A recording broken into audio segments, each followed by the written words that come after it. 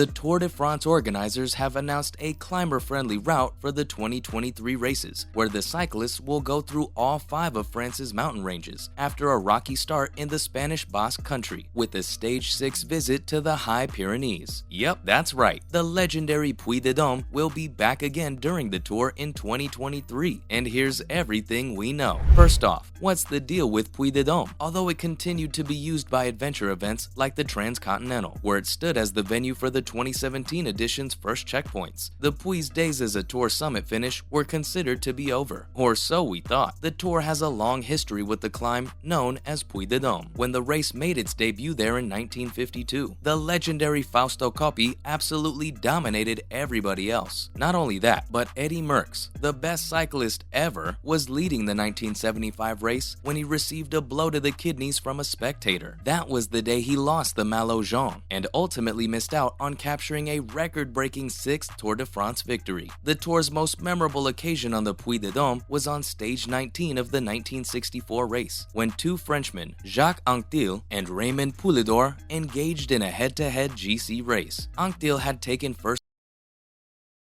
as well as 4 times overall in his career. He started in yellow, 56 seconds ahead of Poulidor in the second. The race for yellow between Anquetil and Poulidor still has weight nearly 6 decades after it took place. But that's not all, because Spain's Julio Jimenez and Federico Bahamontes pushed up the volcano to fight for the stage win, with Jimenez collecting the prize. Anquetil would lose the race that day in 1964 to Poulidor, who passed him in the last kilometer and gained 42 seconds at the finish line. He had cut the lead on GC to only 14 seconds, but it wasn't enough. Anquetil joined Merckx, Bernard Hinault, and Miguel Indurain at the top of the all-time list after winning his 6th Tour de France a few days later. Moving on, who was the last finish on Puy de Dôme? Johnny Weltz from Denmark won the race solo in 1988, marking the Tour's last finish atop Puy de Dôme. The day before winning the championship, Pedro Delgado finished 3rd. Stage 13 of the postponed 2020 Tour, a stage to Pas de Pérols won by Danny Martinez, was held on the lower slopes, but it will be in 2023 that the last slender kilometers to the peak are utilized for the first time in 35 years. It was commonly believed that the limited space at the summit of Puy de Dôme made it impossible to hold summit finishes in the Tour de France. However, this assumption proved to be incorrect. Despite the smaller area at the summit, it's still possible to hold competitive finishes at this iconic location. Let's talk more about why this is a big deal. It's not only a brutally difficult climb, but also a legendary one. The Tour de France's 2023 finale could be its toughest yet. The climb is 13.3 kilometers long and averages 7.7%, but the final 4 kilometers to the peak makes this climb so difficult. Only the greatest climbers will have a chance to win on July 9th next year, owing to the road's brutal 11.7% average as it circles the volcano summit. Besides that, stage 9 of the 2023 Tour will not just be challenging thanks to the last climb. As highlighted by the race's director, Christian Prudhomme, there are 3,600 meters of climbing to be done in total. There's no denying that every contender's legs will be begging for mercy while they attempt this tough climb on the rough Auvergne terrain. In any case, the Tour de France next year would feature the return of the Puy de Dôme, one of cycling's legendary races. Not to mention that the Tour de France Femmes will travel to the Pyrenees after concentrating on the Vosges last year, where both the men's and women's stages will face the famous Col de Tourmalet. Now for the Tour de France map. There is a great deal of anticipation surrounding a volcano in the center of the country, which has traditionally been considered too inactive for competitive racing. However, the men's course features more climbing than is typical, including a lengthy stay in the Alps, making this location a challenge for the athletes. Despite its previous reputation as an inactive site, this volcano is expected to be a focal point of the competition. Which climb is the most romantic and defining in the Tour de France? This is a question that elicits varied responses from professional cycling fans, some of which may not be accurate. The Tour de France is known for its challenging and iconic climbs, each of which holds its own unique appeal. It's subjective to determine which one is the most romantic or defining. It's not Alpe d'Huez, the Wembley of cycling, a hill used by the Tour de France so brilliantly since the 1970s that it almost got too familiar, to the point where race organizers ASO have restricted it to a freelancing role in recent years. What about the Galibier Bière and the Tourmalet, the doyen of the Alps and Pyrenees. Nope, not even that. Mont Ventoux is clearly a contender since its limited use and atmosphere allow it to maintain its natural aura of drama and mystery. The Puy de Dôme, though, is a heroic moment in the history of cycling that was documented before EPO, Lance, and the SkyTrain. It's a glimpse of a simpler time for anyone in their 30s or younger. From Fausto Coppi's victory on the climb's debut in 1952 to Bernard Hinault's first stamp of authority on the Tour in 1978, it has hosted some of the sport's most iconic moments. Was the Puy the best time in cycling history? The Puy has seen the beginning and end of cycling's most historic moments. In 1975, Eddy Merckx was hit in the kidneys by spectator Nello Breton as he attempted to win his 6th Tour title and temporarily had Lucien Van Impe and the local favorite Bernard Thévenet within reach on the summit finish. The cannibal would suffer injuries after Breton's accidental involvement, and 2 days later at the Pralou, his reign as the best in his sport would come to an end. But more than any other, one day, one photograph, and 2 competitors perfectly capture the Puy de Dôme's legendary place in Tour history. Maître Jacques Anquetil was a dominant, unstoppable, but not overly popular presence at his home event in 1964 after 4 tours. In the meantime, the younger Raymond Poulidor, who had been 3rd overall 2 years before, had developed into both his main competition for the yellow jersey and the genuine favorite of the French people. By the last mountain stage of the 1964 race, which concluded at the summit of the Puy, the 2 Frenchmen represented the polar opposites of a cyclist character to spectators, with one being a determined winning machine and the other a charismatic underdog. Not to mention they were separated by just 56 seconds on the GC. Now for what to expect from the men's race. Don't expect Mathieu van der Poel to imitate his grandpa on the volcano's scary slopes and hard climbs, but you never know with MVDP. It might not be the longest climb, but it will probably do some harm. A climber who can resist steep slopes while still having some kick at the top will probably benefit from it. Then, would Romain Bardet, the current Strava KOM, win at home? Or would Tadej Pogačar? Regardless of who wins the race next summer, the Tour's organizers, ASO, have succeeded in blending technology with the event's vibrant legacy by rescuing the Puy de Dôme from extinction. What's happening with the remaining Tour routes for the upcoming year? To sum it up, the men's race is a bit strange, considering that it skips through a huge chunk of the southeast and almost the whole north of the country. It can hardly be called a Tour de France. In either case, the sprinters have it easier on this particular path. An apparent reversal of ASO's anti-bunch kick bias from previous years is that there are 9 potential stages for the fast guys. The riders will go to the Vosges for what the race's organizers hope will be a decisive, tension-filled final day after completing 2 final week flat transition stages, which is uncommon in the modern Tour. Coming on, what to expect in the women's race. While the race last year stayed in the country's north, the course in 2023 travels south for what could be an exciting final weekend in the Pyrenees. Clermont-Ferrand will once again take center stage in the Tour Femmes, commencing the 8-day competition with a flat stage that Lorena Wiebes will probably have marked in her calendar after acting as a base camp for the men when they take on the Puy de Dôme 2 weeks earlier. The steep ramp to the line will cause an early GC shakeup, while the second stage to Mauriac will provide a dramatic start to the hills. Moving on, a second sprinters-only stage to Montignac-Lascaux will come before a punishing uphill punchers-only finish into Rodez, as 2 flat stages to Albi and Blagnac carried the race south towards the mountains. Rodez will also present the last chance for the cautious climbers to recover time before the Pyrenees. Despite being just 90 kilometers long, Stage 7 at the 2023 Tour de France Femmes is a traditional Tour stage. The Col d'Aspen, first attempted in the men's race in 1910, serves as the appetizer. Well, a 12-kilometer appetizer. Anyhow, before the peloton ascends to the peak of one of the Tour's illustrious hills, the 17-kilometer-long, 7.3% Col du Tourmalet. Finally, what to expect by the end. Van Vleuten's competitors will have one more opportunity to dethrone the reigning champion during the final day's 22-kilometer time trial in Pau, if she hasn't already blown the race wide open on the Tourmalet. Meanwhile, the men's race, which has been held at this location 74 times, will cap off 4 weeks of elite competition. Let's just hope we have a thrilling last day against the clock and not any messy incidents associated with the men's stay in Pau over the years. Could Tadej Pogačar and Jonas Vingegaard square off in the Puy de Dôme in July 2023, as Anquetil and Poulidor did almost 6 decades ago? Could more climbers be in the mix over these grueling last kilometers to the volcano's peak, cementing their names in cycling lore? Let us know what you think in the comments down below. And with all that that, that's a wrap for today's video. If you liked the video, don't forget to like and share today's video, subscribe to the channel, and hit the notification bell for more content like this. Thanks for watching, and we'll see you next time.